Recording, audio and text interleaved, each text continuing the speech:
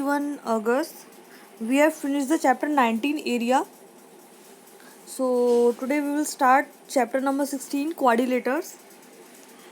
In this chapter we will learn about the understand about the curve, polygons, interior exterior of a polygon, side and angle of a polygon, differentiate between convex and concave polygon, understand angle sum property and know the type of polygons and the properties of special polygon like parallelogram, rhombus and square etc. मतलब हम इसमें polygon की मतलब किस तरह के close और open curves होते हैं उनके बारे में पढ़ेंगे। पॉलीगन्स क्या होते हैं, कैसे होते हैं, कितनी साइड्स के होते हैं, या ठीक है जो भी है। Interior part of the polygon और एक्सटीरियर पार्ट कौन सा होता है, ठीक है। कॉन्वेक्स कौन से होते हैं आपके कर्व पॉलीगन्स और कॉनकेव कौन से वाले होते हैं, ठीक है। बाकी ये सारी चीज़ें हम पढ़ेंगे, ठीक है। तो let's start the chapter. First of all curves कौन से होते हैं, ठीक है। यहाँ पे देखो, कोई भी स्ट्रेट लाइन से जो फिगर नहीं बनी हुई है, अगर स्ट्रेट लाइंस नहीं है उसमें, थोड़ा सा उसमें लूप है, ठीक है, तो वो क्या है आपकी कर्व्स है। ये वाली अगर हम ये देखें तो क्या है, कर्व, ये भी कर्व, ठीक है, ये क्या है, कर्व, ठीक है। टेढ़े मेढ़े फिगर्स होते हैं, ठीक है। कर्व्स क्या है आपके, क्लोज भी हो सकते हैं और कर्व्स आपके ओपन भी हो सकते हैं, क्लियर। पॉलीगन्स, पॉलीगन्स वाली फिगर्स होती हैं जो क्या है आपकी स्ट्रेट लाइन से बनती हैं, ठीक है। मे बी वो क्या बोलते हैं, क्लोज भी हो सकती है और ओपन भी हो सकती हैं, ठीक है। यहाँ पे देखो, ये क्लोज, सारे क्लोज हैं और स्ट्रेट लाइन से बने हैं, ये क्या है, पॉलीगन्स है आपके, ठीक है। ये आपके पॉलीगन नहीं है, ये आपके पॉलीगन्स नहीं है क्योंकि ये स्ट्रेट लाइन से नहीं बने होते। देखो, polygons are close curve made up of 3 और more line segment. Line segment कौन सी होती हैं, जो स्ट्रेट होती हैं, ठीक है। लाइन का छोटा सा पार्ट जो मेजरेबल हो तो वो क्या है आपका लाइन सेगमेंट, क्लियर। तो ये आपकी क्या है, पॉलीगन्स है, ये आपकी पॉलीगन्स नहीं है, these are not polygons, clear. यहाँ पे देखते हैं क्लासिफिकेशन ऑफ पॉलीगन्स। ये 3 लाइन्स का उसको हम क्या बोलते हैं, ट्राइंगल्स। 4 लाइन का जो होता है उसे हम क्वाड्रिलेटर बोलते हैं। 5 लाइन्स की पेंटागन, 6 लाइन्स ऑफ हेक्सागन, 7 का स्टेप्टागन, ठीक है। 8 लाइन्स ऑक्टागन, 9 नैनागन, ठीक है। 10 को डेकागन, क्लियर। तो ये नेमिंग है किस नंबर ऑफ साइड्स पे डिपेंड करता है उसकी नेमिंग, क्लियर। तो ये क्लासिफिकेशन था। यहाँ पे देखते हैं डायगोनल्स। नंबर ऑफ डायगोनल्स कितनी होती है किसी एक पॉलीगन में, तो उसके लिए एक सिंपल सा फॉर्मूला होता है n-3 अपॉन 2। उसे हम निकाल लेते हैं कि नंबर ऑफ डायगोनल्स कितनी है, ठीक है। तो यहाँ पे अगर हम n is equals to 3 put कर देते हैं, ट्राइंगल की निकालें अगर हम यहाँ पर n इज इक्वल्स टू 3 रखते हैं, यहाँ पे 3 अपॉन 2 यानी कि 0, ठीक है। 3 में 3 जाएगा 0, 0 को किसी से भी मल्टीप्लाई करो, डिवाइड करो, आंसर 0 आता है, ठीक है। तो यहाँ पे अगर हम देखें ट्राइंगल अगर हम बनाते हैं, ट्राइंगल में कोई डायगोनल ड्रॉ कर सकते हो आप, नहीं, ठीक है। अगर हम क्वाड्रिलेटर देखते हैं, ये वाला जो 4 लाइन्स वाला है, ठीक है, इसमें 2 डायगोनल्स है। फॉर्मूले से और चेक कर लेते हैं इसको। 4 माइनस 3 अपॉन 2, ठीक है। ये क्या, 4 इंटू 1 अपॉन 2, 4 इंटू 1 अपॉन 2, ठीक है। तो कितना आया आंसर, 2, यानी कि नंबर ऑफ डायगोनल्स कितनी है इसमें, 2, क्लियर। तो बाकी सारे फिगर्स की भी हम नंबर ऑफ डायगोनल्स काउंट कर सकते हैं, क्लियर। फॉर्मूला मैंने आपको बता दिया।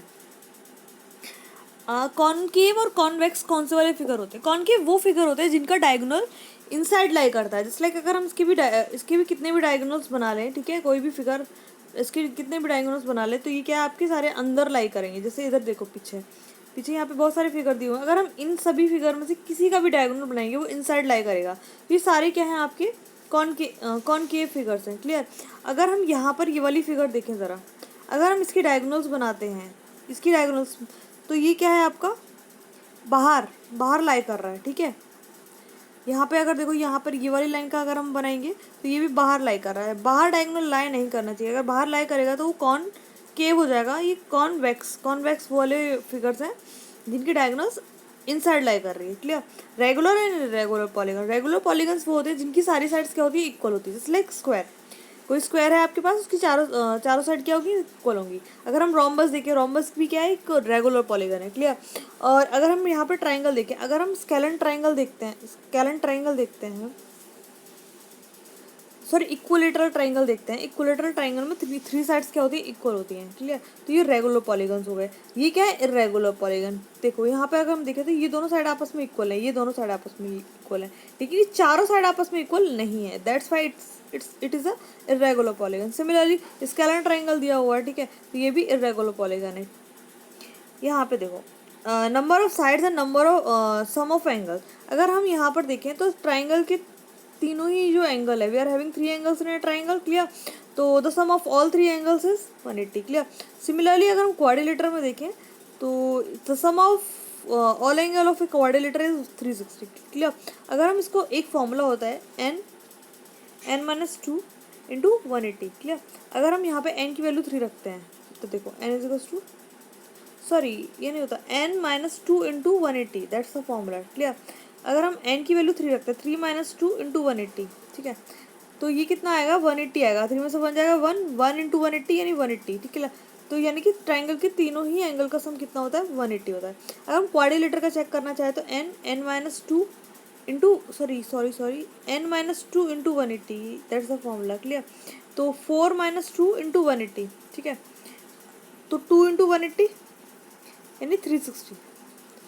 तो sum of the all angle of quadrilateral is 360। Similarly हम पेंटागन का भी निकाल सकते हैं, मैंने फॉर्मूला आपको बता दिया है, ठीक है। तो यहाँ पर अगर हम नीचे देखें तो सभी का बताया गया है कि अगर बेसिकली हम फॉर्मूले से निकालें तो किस तरह से निकालेंगे। शेप को भी पार्ट्स में डिवाइड कर दिया तो समझ में आ रहा है कि अगर ये एक ट्राइंगल है, ये भी एक ट्राइंगल है, ये भी ट्राइंगल है, तो तीनों का ही सम कितना होगा, 180 होगा, 180 होगा। तो तीनों को ही हमने यहाँ पे सॉल्व कर लिया है, क्लियर।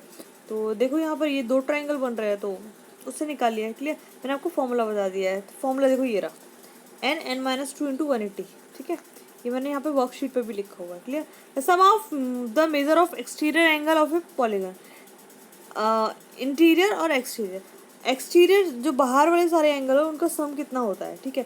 तो बाहर जितने भी एंगल हो, कोई भी पॉलीगन हो, उसके सारे एंगल्स का सम कितना होता है, 360 होता है, इट इज़ फिक्स्ड। इंटीरियर अलग हो सकते हैं लेकिन एक्सटीरियर कोई भी फिगर हो उसका सम कितना होगा, 360 होगा।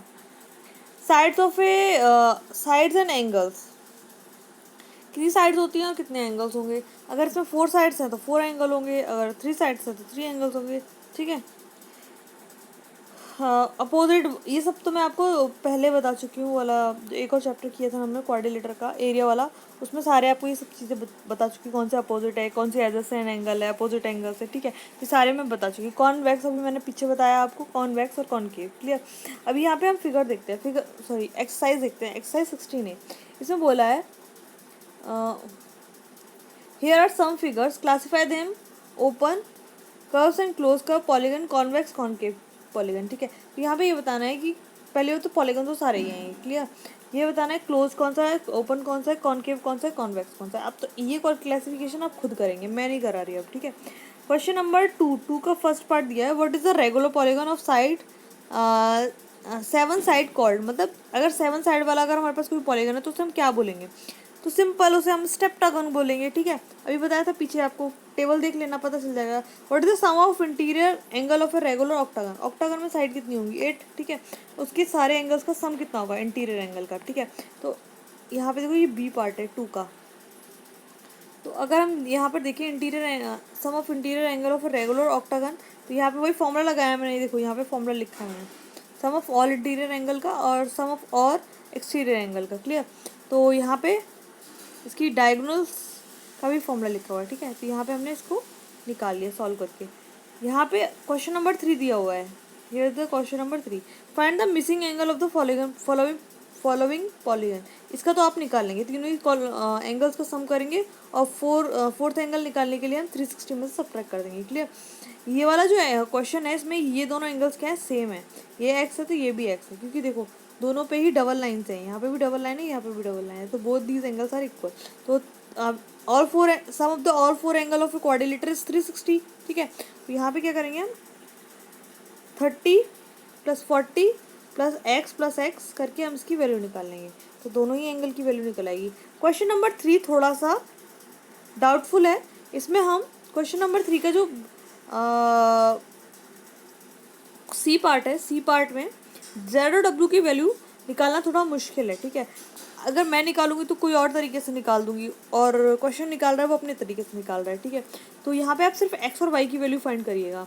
एक्स की वैल्यू निकालने के लिए ये स्ट्रेट लाइन है, तो 180 में से 60 सब्ट्रैक्ट कर देंगे तो एक्स की वैल्यू निकल आएगी। सिमिलरली 180 में से 70 सब्ट्रैक्ट करेंगे तो वाई की वैल्यू निकल आएगी, ठीक है।